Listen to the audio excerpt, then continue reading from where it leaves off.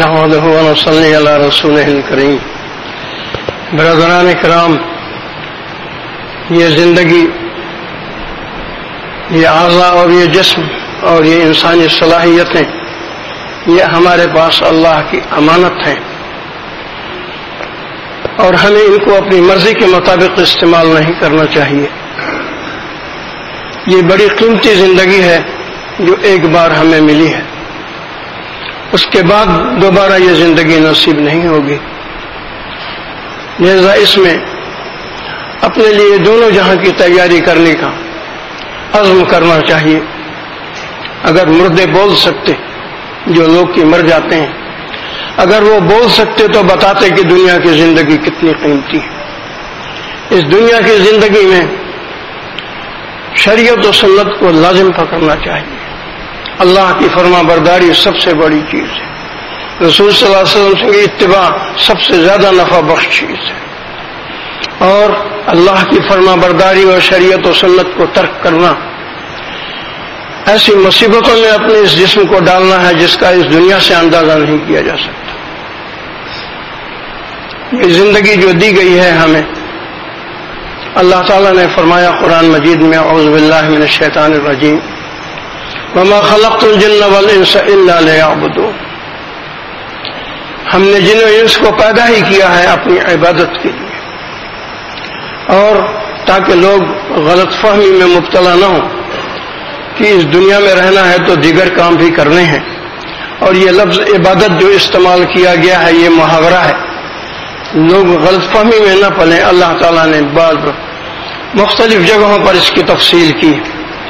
کہیں کہا ہے والذین یبیتون لربہم سجدا وقیاما، وہ لوگ جو ساری رات سجدے اور قیام میں گزار دیتے ہیں. یہ تفصیل ہے اس آیت کی کہ کوئی غلط فہمی میں مبتلا نہ ہو کہ جی عبادت سے مراد جو ہے نا وہ سارے دنیا کے کام سبھی عبادت ہے. کہیں فرمایا ہے کانوا قلیلا من اللیل ما یہجعون، ہمارے بندے رات میں بہت تھوڑا سوتے ہیں. کہیں فرمایا ہے یذکرون اللہ قیاما وقعودا وعلی جنوبہم، اللہ کا ذکر کرتے ہیں کھڑے بیٹھے اور لیٹے ہوئے. یہ سب تفصیل ہے اس آیت کی، وما خلقت الجن والانس الا لیعبدون. ہم نے نہیں پیدا کیا جن و انس کو مگر اپنی عبادت کے لیے. اور فرمایا اللہ تعالیٰ نے کہ ہم نے کسی بڑی مدت کے لیے اس دنیا کی زندگی کو نہیں پیدا کیا ہے. وما امر الساعۃ الا کلمح البصر او هو اقرب، قیامت کا آنا ایسا ہی ہے جیسے پلک کا جھپکنا، بلکہ اس سے زیادہ جلدی قیامت آنے والی. یہ باتیں بڑے غور کرنے کی ہیں. یہ اللہ تعالیٰ نے جو فرمائی ہیں. شیطان بہت بڑا دشمن ہے. ابلیس جو ہے وہ اللہ کے مقابلے پر کھڑا ہو گیا، اور اللہ تعالیٰ نے بار بار جو اس واقعے کو دہرایا ہے قرآن مجید میں، آدم علیہ السلام کے اور ابلیس کے سجدہ نہ کرنے کے، اس میں مصلحتیں ہیں، حکمتیں. ابلیس جو ہے وہ انسان کے قلب میں رہتا ہے، وہ قلب ہی کے اندر انسان کے جو ہے وہ اپنی زندگی بسر کرتا ہے. یا جیسا کہ دوسری حدیث شریف میں آتا ہے کہ وہ انسان کی رگوں میں اس طرح دوڑتا ہے جیسے خون دوڑتا ہے. اس طرح ابلیس جو ہے اس کو اللہ نے قوت دی ہے. اولاً تو وہ انسانوں کو نیک کاموں سے دور رکھتا ہے. اگر نیک کام کر بھی لیں تو پوری کوشش کرتا ہے کہ وہ نیک کام ضائع ہو جائے. زبان کے کسی عمل کے ذریعے یا اعضاء کے کسی عمل کے ذریعے وہ نیک کام ضائع ہو جائے. ایک چغل خوری سارے عمل کو دن بھر کے ختم کر دیتی ہے. ایک غیبت سارے عمل کو ختم کر دیتی ہے دن بھر کی. قرآن شریف میں اللہ تعالیٰ نے پھر اس کا حل بتایا. فرمایا یا ایھا الذین آمنوا اتقوا اللہ وکونوا مع الصادقین، اے لوگوں تقوی اختیار کرو. اور یہی پہلی بات کہی ہے قرآن شریف کے ابتدا میں، ذالک الکتاب لا ریب فیہ ھدی للمتقین. یہ کتاب جو ہے اس میں کوئی شک نہیں، اور اس سے ہدایت صرف اتقیاء پائیں گے، متقی پائیں گے، وہ لوگ جن کے اندر تقوی و پرہیزگاری ہے، جس کے معنی یہ ہے کہ چھوٹے بڑے گناہوں سے ڈرنا، سے بچنا، پرہیزگار جس کو کہتے ہیں اردو زبان. اب صادقین جو ہیں اصل میں صالحین ہیں. دوسری جگہ قرآن مجید میں فرمایا وزکریا ویحییٰ وعیسیٰ والیاس کل من الصالحین.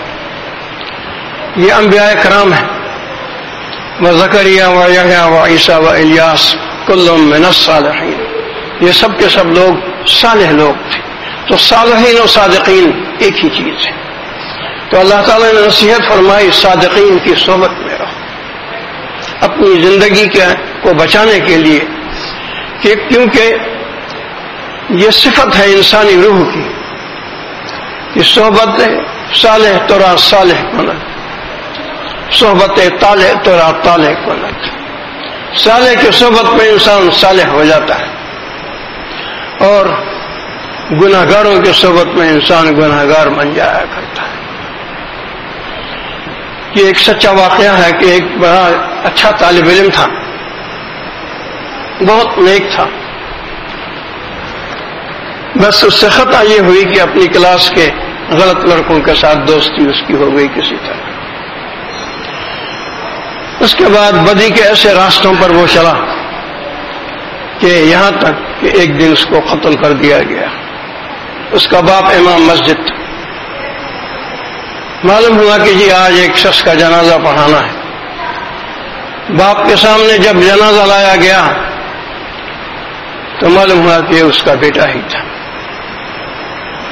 تو یہ صحبت جو ہے یہ بڑی بری چیز ہے اگر برے لوگوں کی، اور یہ صحبت عرش سے بلندی تک لے جاتی ہے اگر یہ اچھے نیک لوگوں کے ساتھ. اس کے لیے ہمارے سلسلے کے ایک بزرگ گزرے ہیں دوست محمد قندھاری رحمۃ اللہ علیہ. ان کا مزار ہے ڈیرہ اسماعیل خاں میں، ایک جگہ ہے چھوٹی سی گاؤں سا ہے، وہاں ان کا مزار ہے. بہت بڑے مرتبے کے بزرگ تھے. ان کا یہ حال تھا کہ جو ان سے قرآن مجید پڑھتا تھا اس پر حروف مقطعات منکشف ہو جاتے تھے. الف لام میم یا کاف ہا یا عین صاد وغیرہ جو حروف مقطعات ہیں یہ مکشوف ہو جایا کرتے تھے. بڑے صاحب کرامت بزرگ تھے. انہوں نے اپنی زندگی میں یہ کہا کہ جو میری قبر کی زیارت کے لیے آئے گا میں اس کی شفاعت کروں گا قرآن مجید کے لیے. چنانچہ میں نے لمبا سفر کیا. آپ کو یہ پورا پنجاب کراس کرنا پڑتا ہے ڈیرہ اسماعیل میں جائیں. اس وقت راستے بھی بڑے تھے. بڑا لمبا سفر کرنا پڑا مجھے ان کی مزار کی زیارت کرنے کے لیے. ہمارے سلسلے کے بزرگوں میں آتے ہیں. تو یہ پیر کی تلاش میں افغانستان کے رہنے والے تھے. پیر کی تلاش میں یہ گئے سعودیہ تک. کسی نے بتایا کہ وہاں نیک لوگ بہت ملیں گے تمہیں. تو یہ سعودیہ گئے. سعودیہ میں کسی نے خبر دی کہ ایک صاحب ہے محمد سعید دہلی میں، وہ بڑے بزرگ ہیں. تو وہ جہاز سے چڑھ کے بامبے پر آئے. بمبئی کے اندر جب وہ اترے تو معلوم ہوا کہ وہ محمد سعید صاحب حج کو جا رہے تھے. وہیں ملاقات ہو گئی دونوں کی. تو انہوں نے کہا کہ میری جگہ دہلی میں میرا جانشین میرا بیٹا احمد سعید ہے، تم جاؤ اور اس سے ملے اور اس سے بیٹھو، اس کی صحبت اختیار کرو. تو وہ آیا اور احمد سعید رحمۃ اللہ علیہ کی صحبت میں دہلی میں رہے. اس کے بعد ان کا پھر جانا وغیرہ ہوا. وہاں جہاں میں بتا رہا ہوں ڈیرہ اسماعیل خاں کا کچھ ایسیات، وہاں انہوں نے اس خانقاہ کا نام رکھا ہے خانقاہ سعیدیہ، نام ہی اس کا یہ.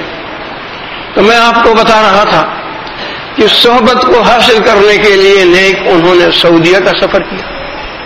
وہاں کسی نے بتایا تو وہاں سے ہندوستان آئے. ہندوستان سے پھر بامبے سے چل کے پھر دہلی آئے. اور بڑے مرتبے کے بزرگ یہ تھے. بڑی ان کی کرامات ہیں، پورے کتابیں کیا ہیں، ملفوظات ان کے ہیں. تو اللہ تعالیٰ نے جو یہ بات فرمائی ہے جیسے اس کی شان ذات عظیم ہے اور ذات جو ہے شان والی اور جمال اور جلال والی ہے، ویسے ہی اللہ کی بات بھی ہے. یہ بات جو کہی ہے کونوا مع الصادقین، رہو صلحاء کے ساتھ، نیکوں کے ساتھ. دیکھیے اس دنیا میں رہنے کے لیے بہت سی جگہیں، لیکن آخرت کے اندر جو اتنا بڑا عالم ہے اس میں رہنے کی صرف ایک جگہ ہے اور وہ جنت ہے. اور کوئی جگہ آخرت میں نہیں ہے، صرف جنت ہے ایک جگہ جو رہنے کی ہے، دوسری جگہ وہاں جہنم ہے. یہ دو ہی جگہ ہیں، اور اس جنت میں جانے کی تیاری اس دنیا سے کرنی پڑتی ہے. رسم و رواج کا بت سب سے خطرناک بت ہے. یہ وہ بت ہے جو گھر میں شرعی پردے کو روک دیتا ہے. رسول صلی اللہ علیہ وسلم نے فرمایا دیور بھاؤج کے لیے موت ہے، لیکن گھر میں شرعی پردے کا وجود نہیں. یہ وہ بت ہے جو دنیا حاصل کرنے کے لیے آج لڑکی کو بے پردہ کالج بھیجتا ہے. کالج جانا ہے، کالج کی تعلیم حاصل کرنا ہے، لیکن بے پردہ. اسکول کی تعلیم حاصل کرنا ہے بے پردہ ہو کر. بڑی خوشی سے باپ ماں بھیجتے ہیں لڑکی کو بے پردہ کالج اور اسکول میں. کیوں؟ شادی کے لیے ضروری ہے کچھ دنیاوی تعلیم بھی تو ہونی چاہیے نا. رسم و رواج کا بت شاہ ولی اللہ دہلوی رحمۃ اللہ علیہ فرماتے ہیں اللہ تک پہنچنے میں 3 حجاب ہیں. پہلا حجاب علم کا حجاب ہے. تو وہ اس کے بارے میں وہ فرماتے ہیں آپ علماء کے پاس بیٹھیے، معلوم ہو جائے گا کہ ایک خالق ہے اس کائنات کا، ایک پیدا کرنے والا ہے، ایک زندگی و موت کا دینے والا ہے. یہ حجاب دور ہو جائے گا. دوسرا حجاب نفس امارہ کا حجاب ہے. اس کو مجد الفسانی رحمۃ اللہ علیہ لکھتے ہیں کہ یہ شیطان کا بھی استاد ہے. نفس امارہ اس کا کام یہ ہے، نفس امارہ کا، کہ انسان کی خواہش کے مطابق، من چاہی زندگی کے مطابق اسکیمیں بنا بنا کے جو ہے شیطان اس کو دیتا ہے نفس امارہ کو، اور نفس امارہ اس کو عملی جامہ پہناتا ہے. من چاہی زندگی جس کو کہتے ہیں، جو شرک سے اور گناہوں سے بھری ہوئی ہے. اس کے بعد وہ فرماتے ہیں شاہ ولی اللہ دہلوی رحمۃ اللہ علیہ، کسی نیک شخص کی صحبت میں رہو، کسی بزرگ کے پاس جاؤ، بیعت کرو، ذکر اذکار کرو، عبادات کرو. یہ نفس امارہ بھی جو ہے سیدھا ہو جاتا ہے، اللہ کی مرضیات کے مطابق ہو جاتا ہے. لیکن رسم و رواج اس کو بڑے بڑے اولیاء جو ہیں اس حجاب کو گزر نہیں سکے. دیکھیے قرآن مجید کی بارے میں جو میں نے پچھلی بار اصلاح کی تھی، میرا جو قرآن مجید ہے اس پر میں نے پہلے بھی پچھلی بار بھی کہا تھا، پھر کہتا ہوں 330 لفظ ہیں پہلے صفحے میں اور دوسرے میں 332 ہیں. 330 کو 10 سے کیجئے. رسول صلی اللہ علیہ وسلم نے فرمایا ایک لفظ، میں نہیں کہتا کہ الف لام میم ایک حرف ہے، بلکہ الف ایک حرف، لام ایک حرف ہے، میم ایک حرف، ہر حرف پر 10 نہیں کیے. تو ایک صفحہ قرآن مجید کا پڑھیں جس میں 330 حرف ہیں جو میرے پاس مصحف ہے، تو 10 سے کر دیجیے تو 3300 نیکیاں ملتی ہیں ایک صفحہ پڑھنے. 3300 نیکیاں. لیکن اتنی بڑی تعداد ہے ایسے طلباء کی جو قرآن مجید کو حفظ کرتے ہیں مدرسوں میں اور بھول جاتے ہیں، اور اتنا شدید عذاب ہے اس قرآن مجید کو بھولنے کا کہ آتا ہے القرآن و شافع و شفاعٌ. قرآن مجید ایسا شفاعت کرنے والا ہے کہ اللہ نے ازل میں ہی انسانوں و مخلوق کو پیدا کرنے سے پہلے یہ فیصلہ کر لیا تھا کہ قرآن مجید جس کی شفاعت کرے گا اس کو بخش دوں گا. وہ ماحل مصدق، اور ایسا جھگڑالو ہے کہ اللہ نے یہ فیصلہ کر دیا تھا جس کے خلاف بولے گا اس کو جہنم بھیج دوں گا. فمن جعلہ امامہ، بس جس نے اس قرآن مجید کو اپنے سامنے رکھا، قادہ الی الجنت، قیادت کرے گا، لے جائے گا جنت کی طرف ہاتھ پکڑ کے. ومن جعلہ خلف ظہرہ، اور جس نے اس کو اپنے پیچھے رکھا، ساقطہ فی النار، دھکا دلوا دے گا جہنم میں. سبحان اللہ و بحمدہ، سبحانک اللہم و بحمدک، اشہد ان لا الہ الا انت، استغفرک و اتوب الیک. اللہم صلی علی سیدنا محمد و علی آل سیدنا محمد.